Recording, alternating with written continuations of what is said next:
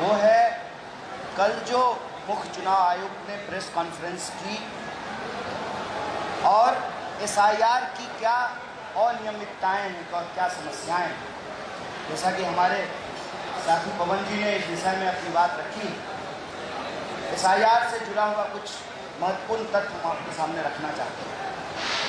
अव्वल तो भाजपा वोट चोरी करके संविधान चुराना चाहती है। अब आप कहेंगे कि कोई संविधान कैसे चुरा सकता है।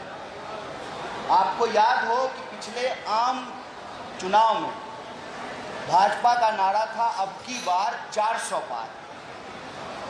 वोट चोरी करने के बावजूद वो 400 पार नहीं कर पाए, क्योंकि उनके कुछ नेताओं ने अपने बड़बोलेपन के चलते जो साजिश थी उसका पर्दाफाश कर दिया और अपनी मंशा प्रकट कर दी कि 400 सीट दीजिए, हम संविधान बदलेंगे।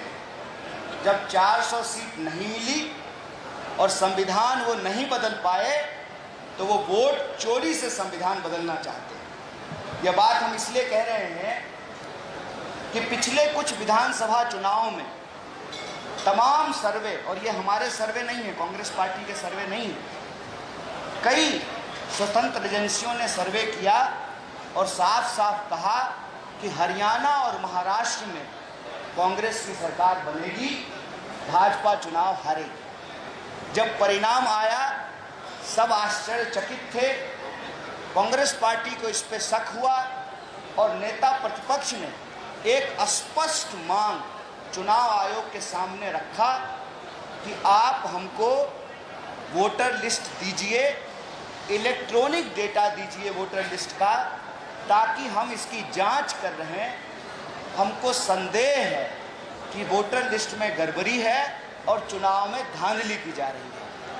आपको याद होगा कि कई महीने बीत गए और चुनाव आयोग बार बार प्रेस कॉन्फ्रेंस करके ही ये कहती रही कि वोटर लिस्ट में कोई गड़बड़ी नहीं है, बिल्कुल साफ है, शुद्ध है, स्वच्छ भारत अभियान की तरह है हमारा वोटर लिस्ट। और आज मुख्य चुनाव आयुक्त प्रेस कॉन्फ्रेंस करके कह रहे हैं कि जो वोटर लिस्ट में गड़बड़ी है उसी गड़बड़ी की सुधार के लिए हम एसआईआर कर रहे हैं। फंस गए गुरु।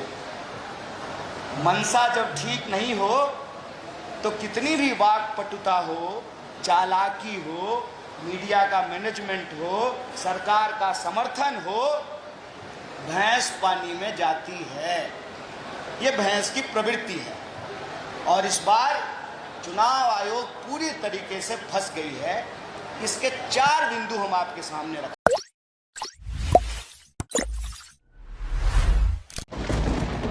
Every drop is a promise of life. Vrishti, drop of life, packaged drinking water.